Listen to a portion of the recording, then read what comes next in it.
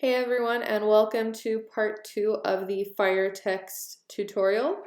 In this part of the tutorial, I'm going to show you guys how to apply layer effects to your text and then how to bring in those images of the fire.png onto each one of your letters and then edit them.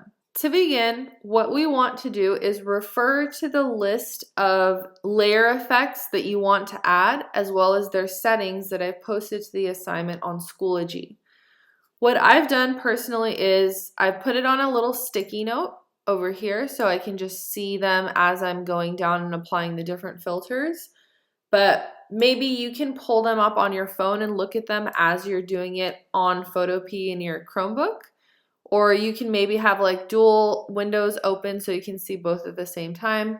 But however you choose to do it, you do want to make sure that you follow these layer effects to get that realistic fire effect on your text.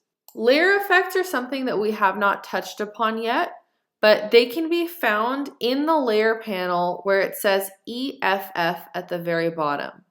What you want to do before you click on EFF is make sure that you are on the right layer. We are applying this to the layer that has our name on it, so we want to just make sure that this is selected first. And then you want to go ahead and click on EFF. You'll see that it gives you this menu of all of these different types of layer effects that you can apply. And we will just start with the very first one, which is called color overlay. Color overlay basically just adds color on top of any pixels that are on this layer, but it does so in a non-permanent way, so you can always turn it off if you click the little check mark, like so. What we want to do is first make sure that our blend mode is set to normal, our opacity is set to 100%, and that our color is set to this orange-brown that I've chosen. You don't have to get the exact same orange-brown color as me. You can definitely make some kind of variant of it, but you want to try to make sure that you get an orangey-brown color set for this. The next layer effect we're going to apply is called Inner Glow. And you can see that all of those layer effects that we saw in that little menu are also right here.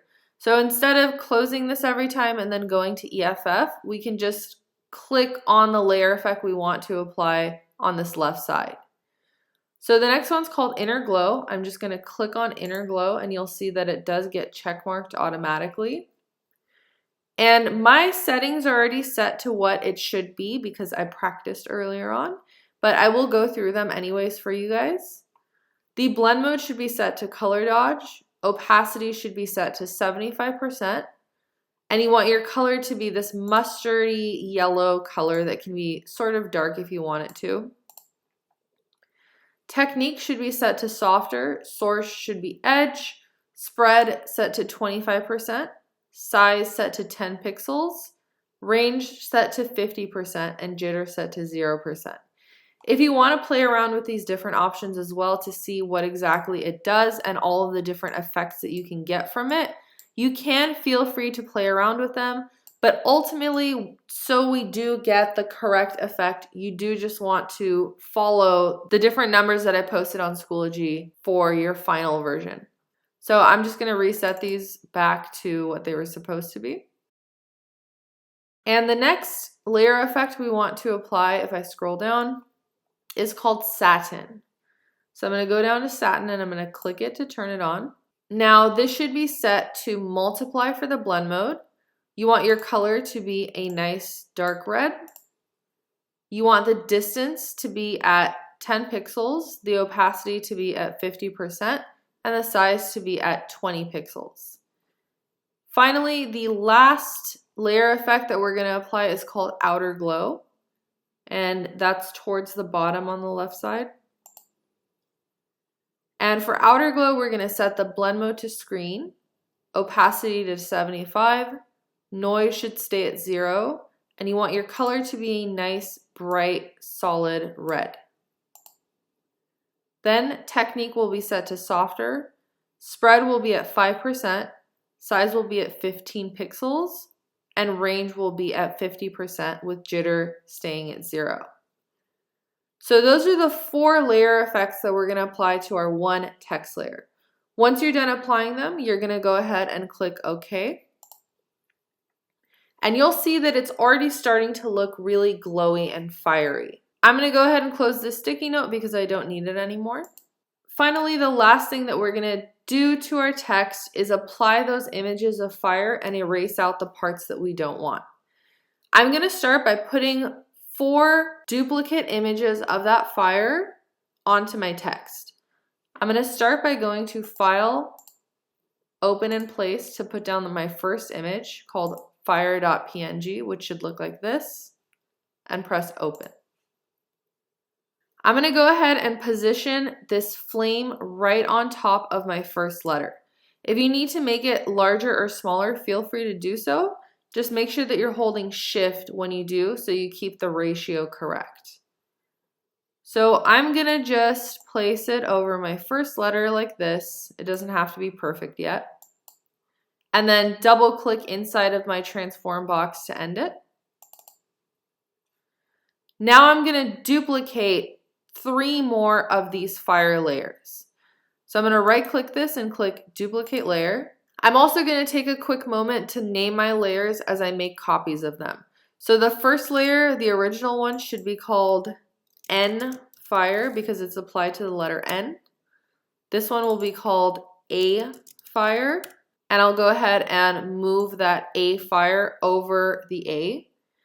You want to differentiate each one of your flames as well so it doesn't look the same every single time.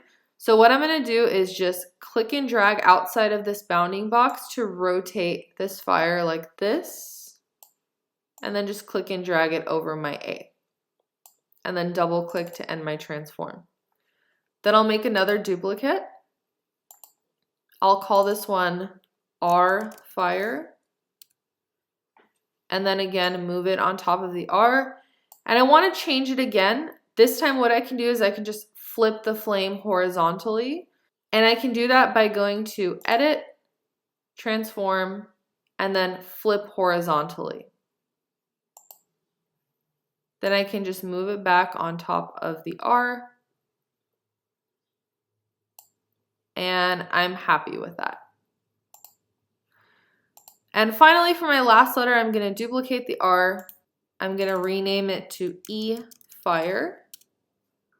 And I'm going to move it over on top of the E. This time I think I'll flip it vertically. So I'll go again to Edit, Transform, and now instead of horizontal, I'll do a flip vertical. This actually looks a lot like my fire over on top of the N, so maybe I'll just give it a little bit of a rotation to make it look more unique, like so. And then again, just double click to end your transform. I do have my transform controls checked on, but it is kind of annoying me at this point, so I'm just gonna click that to turn it off. Now that we have all 4 of our layers set, we want to very quickly just set the blend mode on all of them to something called screen. We're going to do this really quickly by selecting the topmost layer, holding Shift on our keyboard, and then clicking the bottommost fire layer, which for me is N fire. So now I have all 4 selected at once. I'm going to click on normal, and I'm going to set it instead to screen for the blend mode. And you're going to see immediately that it applied this really cool glowing effect on top of my text. Now, because I want to focus on the letter N, I'm going to go ahead and hide all 3 of the other layers by clicking on the eyeballs next to them. Later on, if we want to bring it back, we can just click it again to make it visible. Because we're focusing on the N, I'm going to go ahead and zoom into it. And obviously we don't want to apply any permanent changes to any of these images. So we're going to apply our trusty old raster mask. I'm going to click on that little rectangle with the circle in it to apply the raster mask. And I'm going to go ahead and go to my eraser tool. Just a quick side note here, you want to be careful if you are using the shortcut for the eraser tool, which is E, because if you click E again, it switches to what's called the background eraser, which won't work.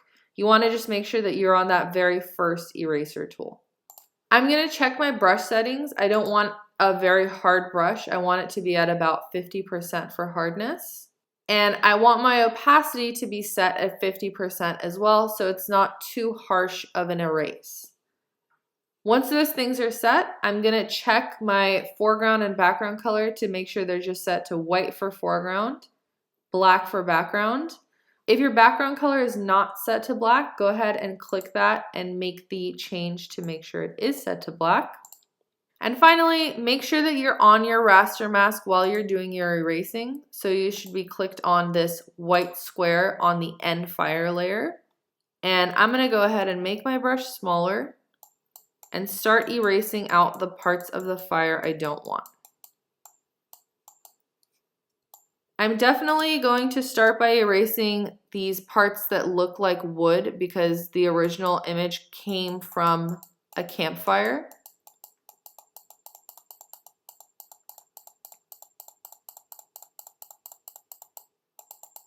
This is just going to be quite a bit of clicking and dragging. I also want to erase the parts that are going on top of the other letters just so I have a little bit more control over where this fire is going. So I'm just going to erase these out as well. As I'm doing this, a little side note that you guys should be saving throughout this project to make sure that you don't lose any important information. I think I also want to give this the effect that it's going around my letter. So I'm going to go ahead and erase this out. Another quick tip, if you hold Shift and then click and drag with your brush, it is going to click and drag and erase in a perfectly straight line. That's a nice little hint if you are erasing on straight lines like this that are straight up and down. I think I'll erase some of this out as well. Every now and then you also want to just zoom out to see what it's looking like and to see if you're happy with it. It's kind of difficult to tell that it looks like an N right now, so I think I might erase some other parts of this fire out as well. Then I'll zoom out one more time. I think I am quite happy with that. I'm liking the way that it looks. Maybe I'll just erase these top parts because it's starting to look like a straight line up here. And I think I'm happy with it. So the next thing that I'll do is repeat this process for the letter A. I'll go ahead and keep this one on because I want to see what they look like next to each other. And I'll click the eyeball for A fire to make it visible again. I will then click on the A fire layer to make sure it's selected, add a raster mask, and continue erasing for this one.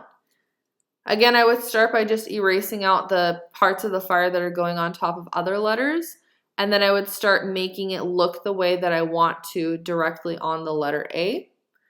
I'm going to go ahead and speed this part up. I'll also do the R and E so you guys don't have to watch me do that entire thing. So I'll see you in a few seconds again.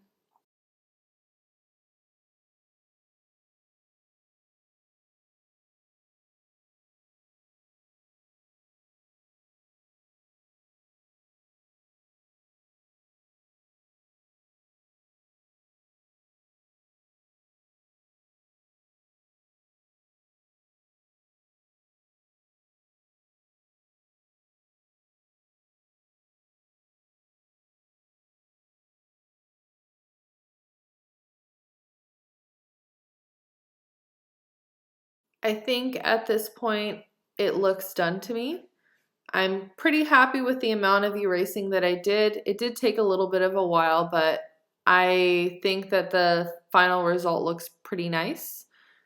I did kind of notice something while I was playing around. If you guys want to set the blend mode to something other than screen, you can feel free to do so if you think that it makes your fire text look better. I noticed that just for fun, I was going through them. There are a lot of different text effects that give you a really, really cool look. For instance, like this hard light effect makes the red fire look very, very red and vibrant.